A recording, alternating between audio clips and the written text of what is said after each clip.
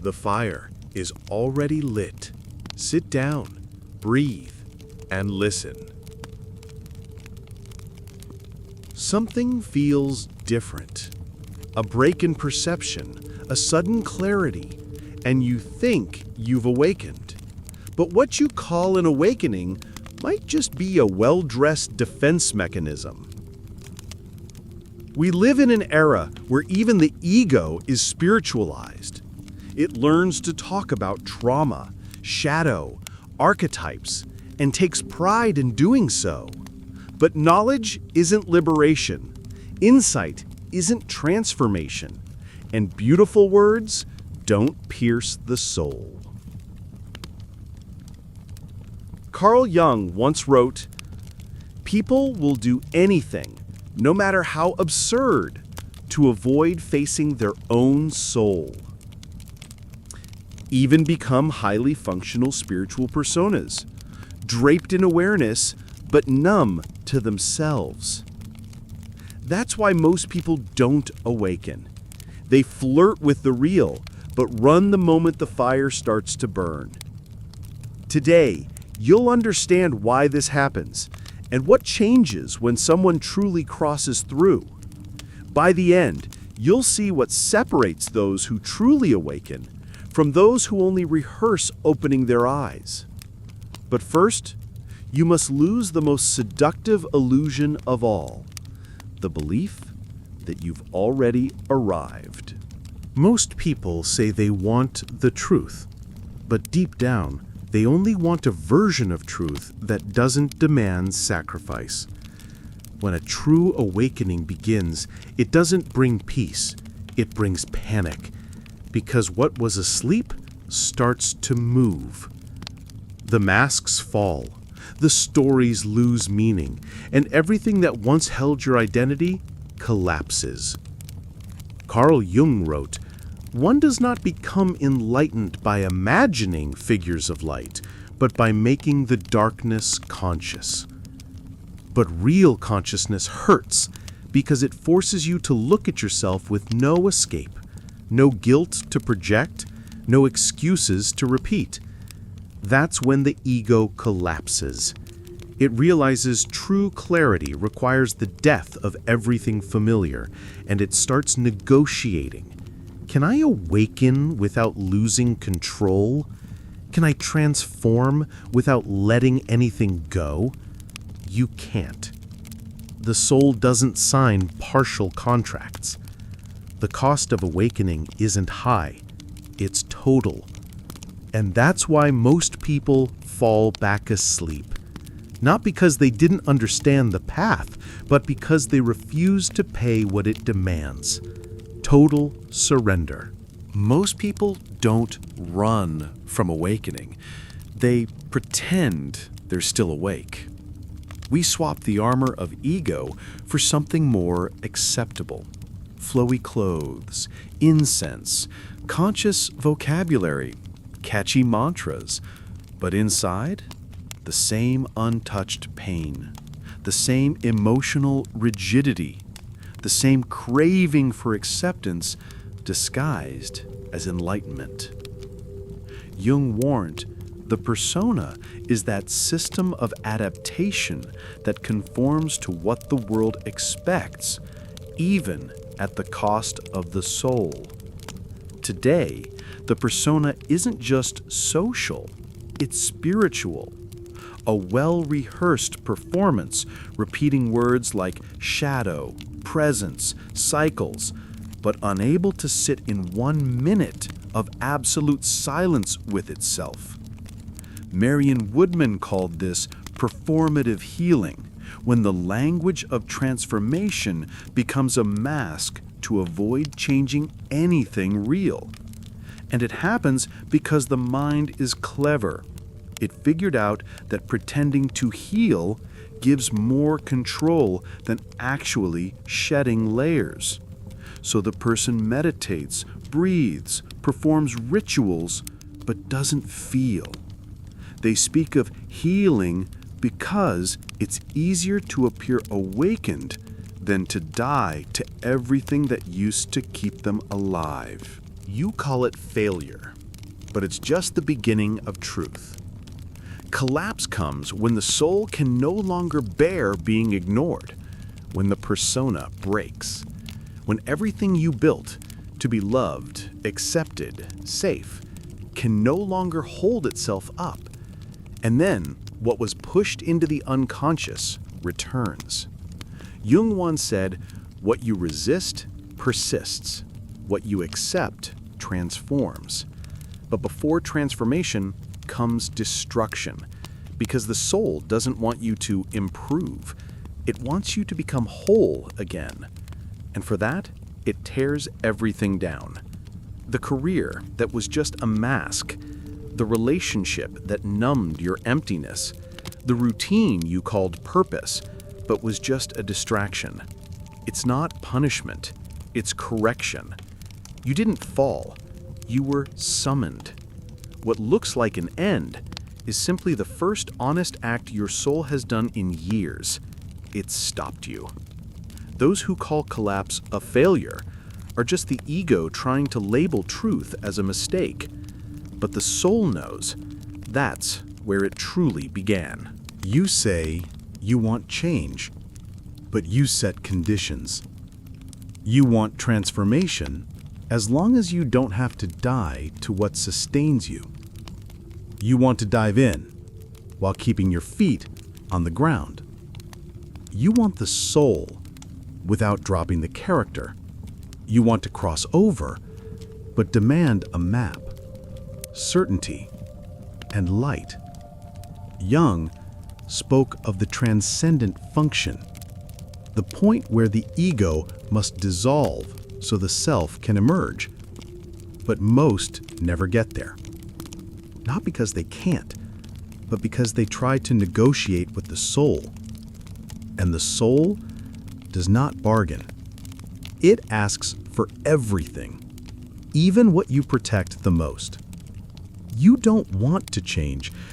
You want to control the process of change. You want to choose the rhythm, the timing, the style. You want pain with anesthesia, surrender with an instruction manual.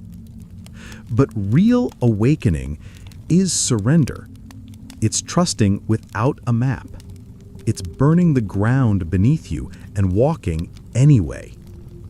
The ego resists because it knows. After that point, it no longer leads. And that's when many turn back. Not because it wasn't the right path, but because it was a path they could no longer control. Silence is not absence. It's excess, not of noise, but of truth. When you begin to truly awaken, the noise fades. The inner voices go quiet. The rush loses meaning. And what's left is what was always there, but you couldn't bear to face: yourself. Jung said the unconscious speaks through symbols, and silence is the greatest of them. But the modern ego hates this symbol, because in it there is no applause, no distraction, no function, only presence. Clarissa Pinkola Estes wrote, "Solitude is not the absence of love, but its cradle." But those raised to be useful, visible, efficient, panic in the face of stillness. The mind screams, something is wrong, but that's only because, for the first time, nothing is being faked. It's not depression. It's decompression. It's not loss. It's landing. The emptiness that scares you is your soul finally taking up the space that the persona once occupied. The first time you were rejected for being intense, you didn't understand. The second time, you tried to soften your tone. By the third, you had learned being whole is dangerous. And so began the most accepted betrayal in the world, self-abandonment as a survival strategy. You stopped feeling, stopped speaking, stopped showing. And in return, you got a seat in the room, but never at the center. Always on the edge. Conditioned, edited, agreeable.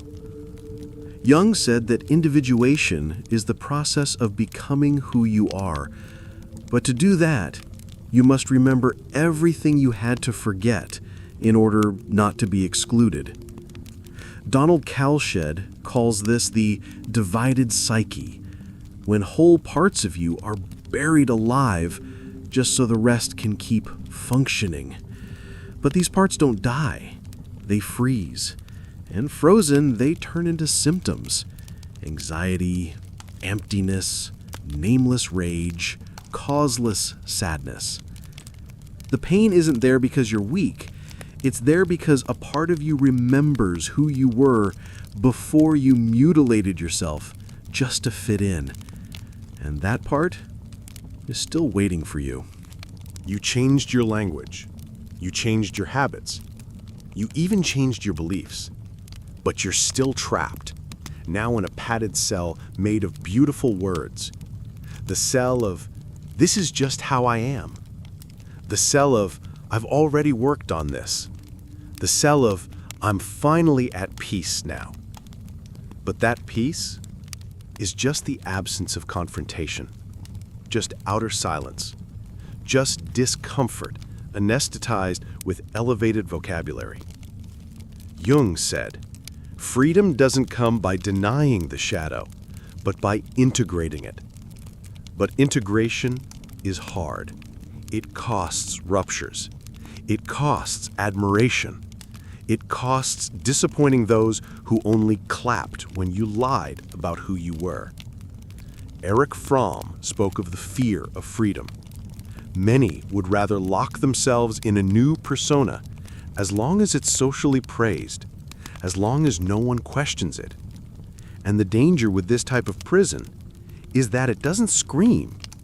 It whispers approval. It gives you likes. It looks like consciousness, but demands that you abandon yourself just a little. And a little, every day, is enough to keep you captive for the rest of your life. You've spent your life trying to be good. But good? For whom? For your mother? For society? For the algorithm? Being likable was the deal you made with the world. But the price was clear. Never be fully yourself. Then one day you began to awaken. But instead of breaking free, you tried to make the awakening likable too. Tried to speak beautifully, heal correctly, follow the script of the well-adjusted spiritual. But the soul doesn't fit in scripts, and truth doesn't apologize. Jung wrote, "Under what you are, and accepting the cost of it." And the cost is being misunderstood, being called intense, rude, unstable, too much. It's disappointing others to finally stop disappointing yourself. You weren't rejected for being too much. You were rejected when you stopped adapting. That's why so many people awaken, but go back to sleep. Because being true costs everything that was built on lies.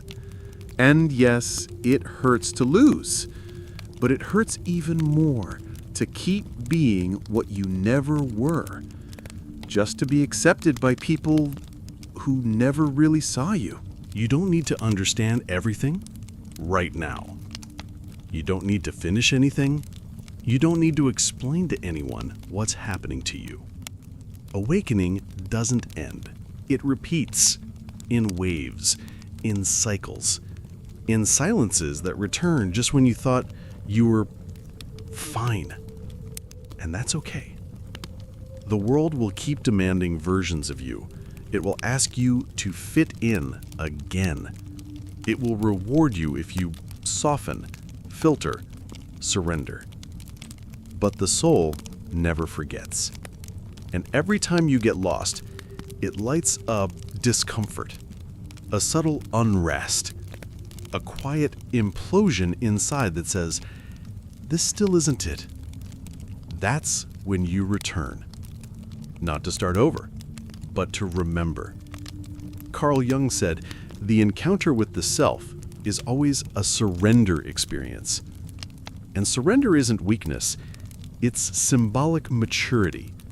It's when you stop fighting who you already are and sit before what has never lied to you. If this message resonates, follow Unshakable Galaxy for more daily soul reminders. You are always welcome here. See you soon.